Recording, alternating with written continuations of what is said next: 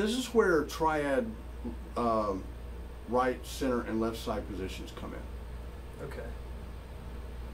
You know, so again, with harmony, I always start from the ground up. I think a lot of people make the mistake, you know, especially people who get into scales, you know, scales first and then kind of work from the top down. That's what I call that. Those are the people that tend not to be as strong harmonically, a strong harmonic bass player, because they're used to using a lot of other notes. They're not focusing on just the, you know, outlining that chord sound root first, then threes and fives, then building up that way. Okay. Right. Yeah. It's like building a house and you start building the roof first. You know? Yeah. You know. I can see that. You try to learn all the notes. You're gonna have a lot of headaches, right? Yeah. All right. So if you take a chord progression like this and say, okay, and you don't want to, like, because I could say, okay, if I only keep everything center position,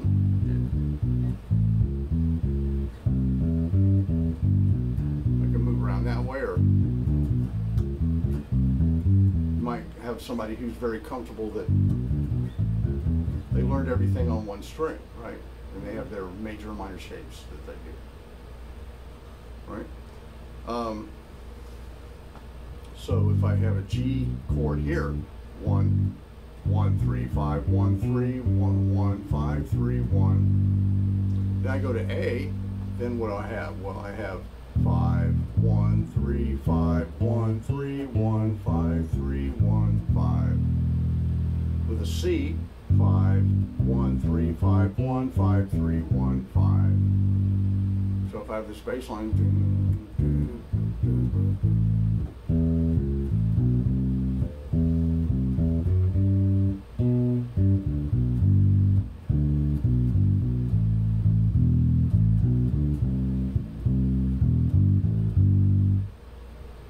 then I know where everything is here. I don't have to move around that way.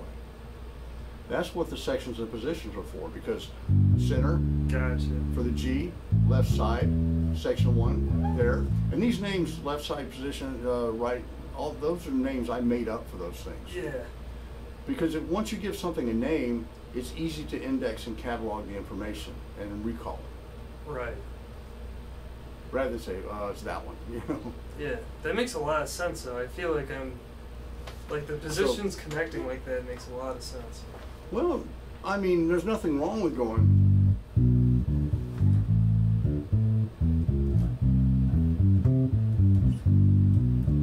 Yeah. You know, but I'm dancing around here to where.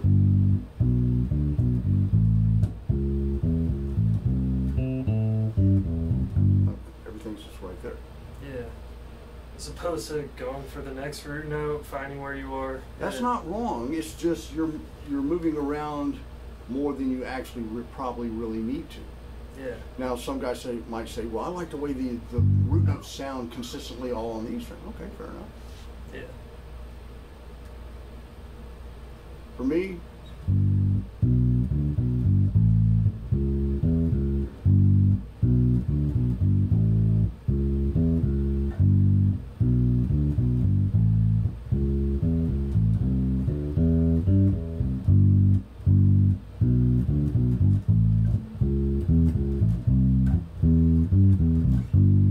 sound that different. Not enough for me to move around like that. Yeah. But you know, you have some people that are just more comfortable that way. And it's probably, they may make up excuses like that to just mask the fact that, well, that's just the only way I know how to do it, you know. Which is, again, there's nothing wrong with that. Right. You learn how to play it that way, okay. If my eyes were shut and I wasn't watching you, oh, it's there, it's grooving, everything's there. Right. Okay. It's when it noticeably sounds different or odd, you know. Yeah.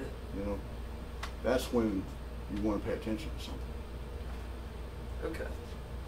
But different people are going to have different levels of acceptance of those type of things. Sure. But it just depends on which one.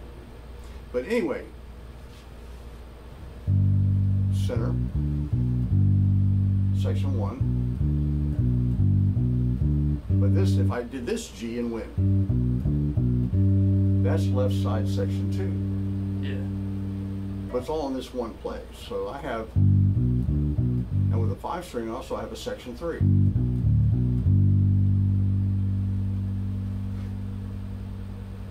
All right, so section 3, center. Section 1, center. Section 2, left side.